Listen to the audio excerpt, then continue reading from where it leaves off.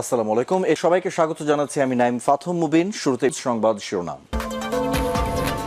বাংলাদেশের সর্বশেষ গুরুত্বপূর্ণ আপডেট সংবাদে আপনাকে স্বাগত। শুরুতেই সংবাদ শিরোনাম, পরে বিস্তারিত।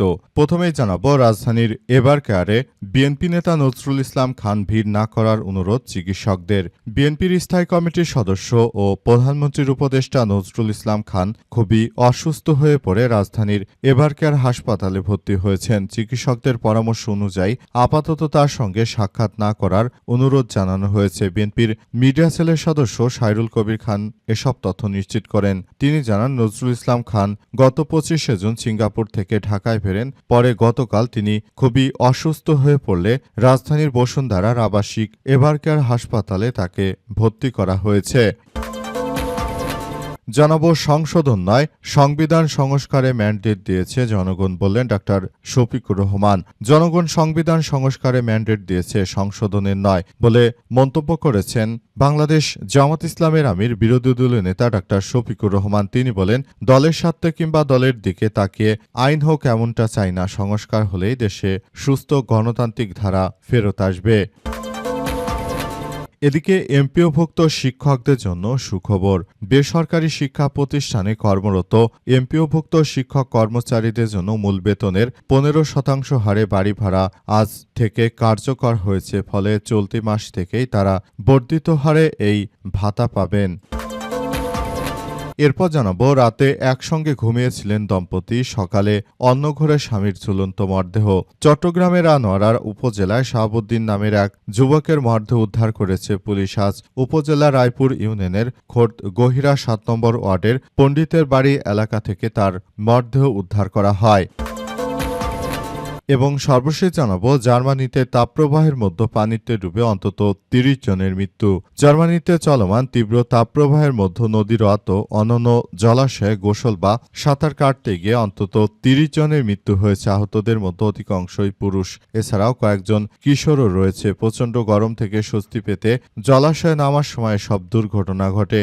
জার্মানির লাইফ সেভিং অ্যাসোসিয়েশন বা ডিএলআরজি জানিয়েছে যে প্রচণ্ড পরিমাণ তাপমাত্রা বৃদ্ধি পায় মূলত এই ধরনের ঘটনা ঘটেছে। প্রিয় দর্শক, এতক্ষণ শুনছিলেন সংবাদ শিরোনাম, এবারে বিস্তারিত।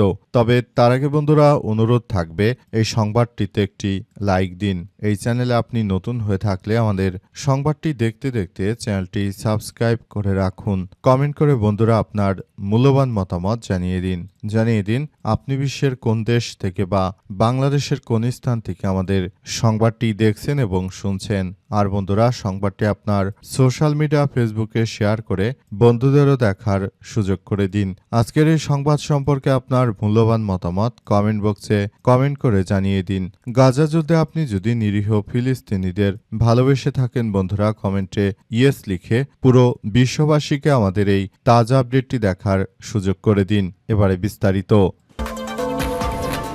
রাতে একসঙ্গে ঘুমিয়েছিলেন দম্পতি, সকালে অন্য ঘরে স্বামীর ঝুলন্ত মরদেহ।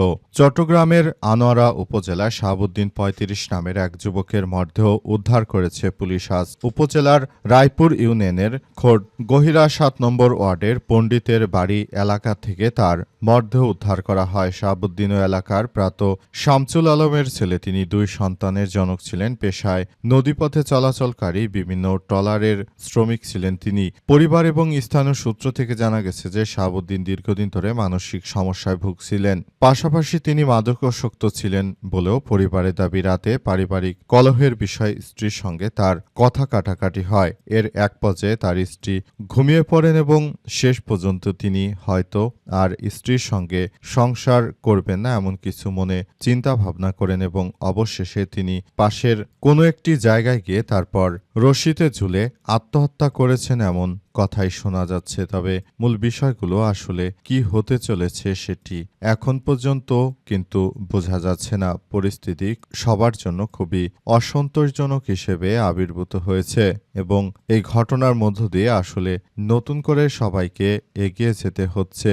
শেষ পর্যন্ত পরিস্থিতি কোন দিকে যায় সেটি এখন পর্যন্ত বলা যাচ্ছে না। তবে আমরা বিষয়গুলো নিয়ে সবাই একমত হয়েছি বলে উল্লেখ করা হয়েছে এবং সে যেহেতু আত্মহত্যা করেছে, এখন তার বিষয় নিয়ে পরিবার এতটা বেশি আগ্রহ দেখাচ্ছে না।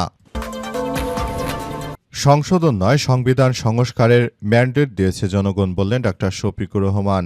বিএনপিকে উদ্দেশ্য করে বর্তমান সময়ে তারা যে ধরনের কার্যক্রম চালাচ্ছে, গণভোটের রায়কে তারা বাস্তবায়ন করছে না। বিভিন্ন কার্যক্রম তারা যে চালিয়ে যাচ্ছে সেগুলো সম্পর্কে কথা বলেছেন বাংলাদেশ জামাত ইসলামের আমির ডাক্তার শফিকুর রহমান। তিনি বলেছেন, জনগণ আপনাদেরকে সংশোধন নয় বরং সংবিধান সংস্কার নয় বরং সংবিধান পরিবর্তন করার জন্য গণভোটে রায় দিয়েছে। আপনারা জনগণের সেই রায়কে তোয়াক্কা না করে নিজেদের দলের এবং ব্যক্তি স্বার্থ হাসিল করার জন্য যে কার্যক্রম আপনারা চালাচ্ছেন সেটি কোনোভাবেই আসলে গ্রহণযোগ্য হতে পারে না।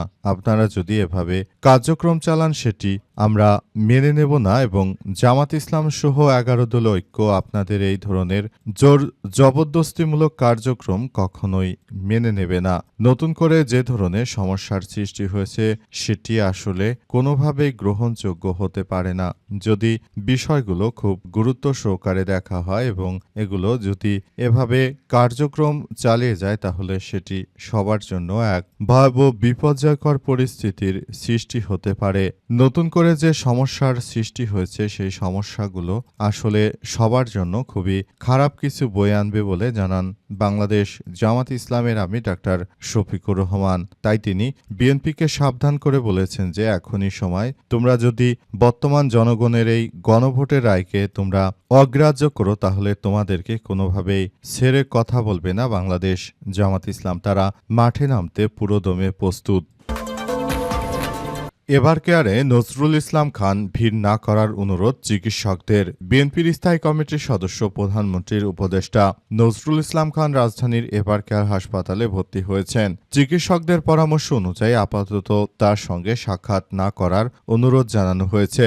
বিএনপির মিডিয়া সেলের সদস্য সাইরুল কবির খান এই তথ্য নিশ্চিত করেছেন। তিনি বলেন, নজরুল ইসলাম খান গত 25শে জুন সিঙ্গাপুর থেকে ঢাকায় ফেরেন। পরে গতকাল 30শে জুন তাকে বসুন্ধরা আবাসিক এলাকায় এভার কেয়ার হাসপাতালে ভর্তি করা হয়েছে। আজ হাসপাতালে তাকে দেখতে যান সংসদ সদস্য অ্যাডভোকেট শামসুল রহমান শিমুল বিশ্বাস। এ সময় তার সঙ্গে খায়রুল কবির খান ছিলেন। তিনি জানান যে শিমুল বিশ্বাস চিকিৎসকদের সঙ্গে কথা বলেছেন। সাইরুল কবির খানের ভাষ্য অনুযায়ী নজরুল ইসলাম খানের কাছে সাক্ষাৎ প্রার্থীদের না যাওয়ার জন্য বিশেষভাবে আহ্বান জানানো হয়েছে, কারণ বিএনপির এই সংসদ সদস্য তিনি খুবই অসুস্থ হয়ে পড়েছেন। হয়তো আল্লাহ পাকের ডাকে তিনি এ যাত্রায় নাও ফিরতে পারেন, কারণ ইতিমধ্যে আমরা দেখতে পাচ্ছি যে বিএনপির নেতা মির্জা আব্বাস তিনি একরকম আল্লাহর ডাকে সাড়া দিয়ে ওই পারে চলে যাওয়ার মতো। কারণ জাতীয় সংসদ বা বিএনপি সরকার গঠিত হয়েছে যে অনেক দিন হয়ে গেল, এখন পর্যন্ত তিনি আসলে আর দেশে ফেরত আসতে পারেননি। এ অবস্থায় তার শারীরিক অবস্থা খুবই খারাপ বলে জানা যাচ্ছে বিভিন্ন সূত্র থেকে। তাই এসব বিষয়গুলো নিয়ে সবাইকে খুব বেশি সতর্ক থাকার প্রতিও উদাত্ত আহ্বান জানানো হয়েছে।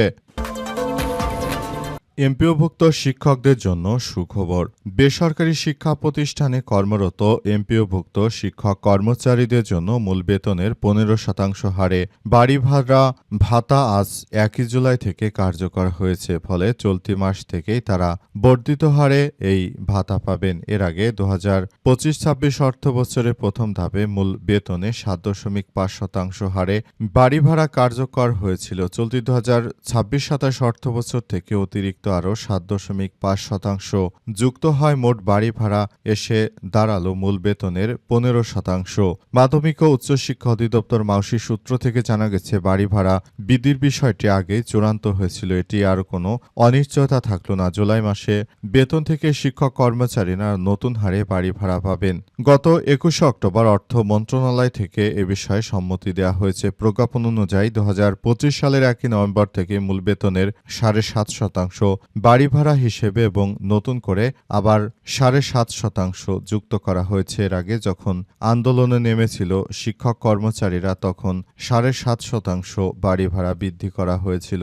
নতুন সরকার আসার পর 1 জুলাই থেকে বাকি 7.5% বাড়ি ভাড়া সেখানে আসলে যুক্ত করার পর এখন সর্বমোট 15% সেখানে যুক্ত হয়েছে।